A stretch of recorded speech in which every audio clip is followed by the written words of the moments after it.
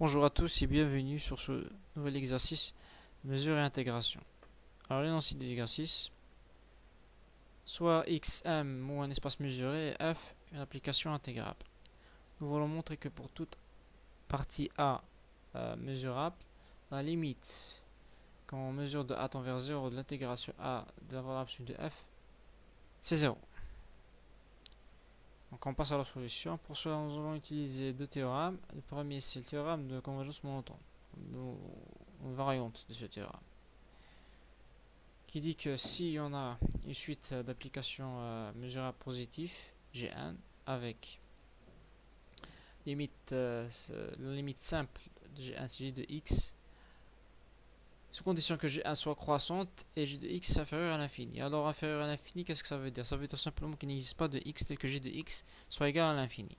Donc ici c'est la variante, c'est-à-dire j'ai supposé que G est inférieur à l'infini. C'est juste une restriction en fait. Le théorème de convergence monotone est plus général. Donc, sur ces conditions, qu'est-ce qu'on a? On a l'intégrale sur a de g de n, la limite plutôt, quand 1 tend plus infini, l'intégrale sur a de g de n, c'est l'intégrale sur a de g. Donc, on a fait entrer la limite à l'intérieur. Si de plus, g est intégrable, alors on a ce résultat qui est très intéressant. La limite quand 1 tend plus infini, l'intégrale sur a de g moins g1 des mots, c'est 0. Donc, ça peut se démontrer grâce au théorème de convergence monotone, mais appliqué à des suites décroissantes. C'est-à-dire juste la condition que le premier terme soit intégral. C'est-à-dire, par exemple, si par exemple on a une suite décroissante et le premier terme est intégrable, c'est-à-dire g de 0 est intégrable, donc on peut appliquer le théorème de convergence monotone sur ça. Donc ici, ça c'est décroissant, ça tend vers 0. En même temps, le premier terme qui est g moins g0 qui est intégrable parce que c'est inférieur, ce terme est inférieur à 2g, c'est-à-dire g est intégrable. Donc c'est intégrable, le premier terme est intégrable, c'est décroissant, on peut faire entrer la limite à l'intérieur, donc tout simplement c'est 0. Voilà. Donc le deuxième théorème, c'est l'approximation par des applications étagées. Alors, qu'est-ce qu'il dit le théorème? Donc, quel que soit G, une application mesurable positive, il existe une suite d'applications G1 étagées positives telle que la limite croissante de G1 c'est égal à G. Très bien, donc nous allons utiliser ces deux théorèmes pour la solution de cet exercice. Alors on commence. Donc on commence par prendre G, c'est la valeur absolue de F. Donc on remarque ici que G est inférieur à l'infini sur l'ensemble B, qui est égal à A inter, N complémentaire, avec N en ensemble négligeable. Donc, pourquoi on a cette propriété? On a supposé que f était intégrable. C'est-à-dire, donc, qu'est-ce que ça veut dire? Ça impliquera tout simplement que l'ensemble des x tel que f de x est égal à l'infini, il est négligeable. Si on note ça par n, donc le g qui est égal à l'absolu de f est inférieur à l'infini sur a inter n complémentaire.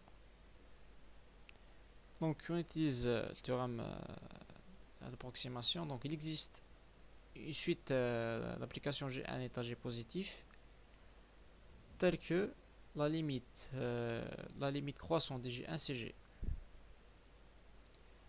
Donc on applique le théorème de convergence monotone. D'après le théorème de convergence monotone, on a limite sur A, limite quand 1 tend plus infini de l'intégrale de A G de n est égale à l'intégrale sur A de G. De plus, l'intégrale, la limite de 1 temps plus infini, l'intégrale de A de G moins G1, c'est 0. Donc ici, c'est justifié car on travaille sur cet ensemble. Donc G est intégrable. Donc elle est intégrable sur cet ensemble. En plus de ça, G est inférieur à l'infini sur cet ensemble.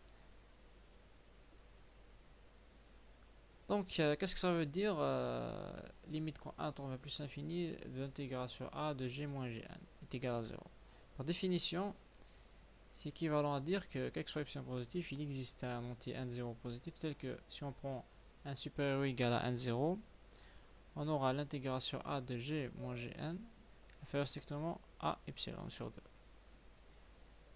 Alors, puisque gn c'est une suite d'applications étagées positif, alors nous aurons cette propriété de gn inférieur ou égal à kn. Donc, c'est ce que ça veut dire. Ça veut dire que à chaque fois qu'on fixe n, on aura g, c'est une application étagée. Et chaque application étagée est bornée, est positive et bornée presque partout. Donc, puisqu'on a supposé que g ici il est inférieur strictement à l'infini sur cet ensemble, donc directement on dit que pour chaque n, gn est borné. Donc la justification de cette écriture, c'est le fait que gn s'écrit sous cette forme. Alors avec les alpha i positif, ça c'est l'indicatrice des sous-ensembles. Tel que leur union sur i c'est égal à b, donc c'est une partition. Donc nous aurons automatiquement gn inférieur ou égal à la somme de ça, parce que l'indicatrice c'est soit le vaut 1 soit le vaut 0. Donc on peut prendre ça c'est kn, ou bien prendre une constante supérieure à ça. Donc ça dépendra toujours de 1 parce que on aura c'est pas toujours le fait que il existe un cas qui va majorer tous les gn. Très bien. Quelque soit 1, très bien. Donc plus précisément, gn de 0 inférieur ou égal à kn de 0. Alors le n0 c'est celui qui dépend de epsilon.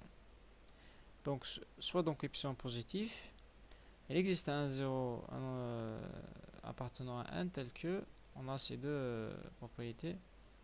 L'intégrale sur a de g moins gn de 0 inférieur strictement à epsilon sur 2 et gn de 0 inférieur ou égal à kn de 0.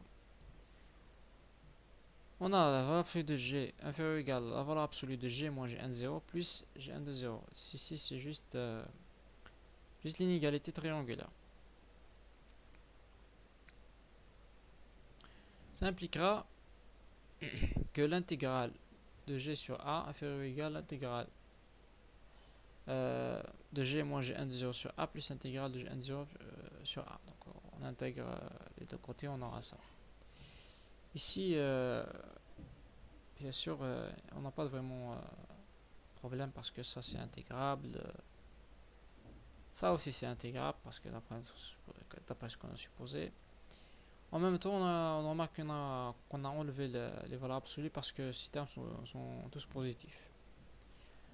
En utilisant le fait que gn de 0 inférieur ou égal à kn de 0. On aura donc l'intégrale sur a de gn de 0 inférieur ou égal à la mesure de a fois kn de 0. Alors on intègre juste des deux côtés pour avoir cette propriété. Pour epsilon positif, on aura l'intégrale de g sur a inférieur ou égal à epsilon sur 2 plus mesure de a fois kn de 0. Pourquoi ça? Parce que pour chaque fois qu'on prend un epsilon positif, il existe un 0 tel que ça, intégrale sur a de g moins de 0, c'est-à-dire il est inférieur à epsilon sur 2. Donc après, puisque ça, c'est-à-dire ça, on a déjà majoré par ça, donc cette intégrale est majorée par ça. En prenant delta, c'est égal à epsilon sur 2kn0.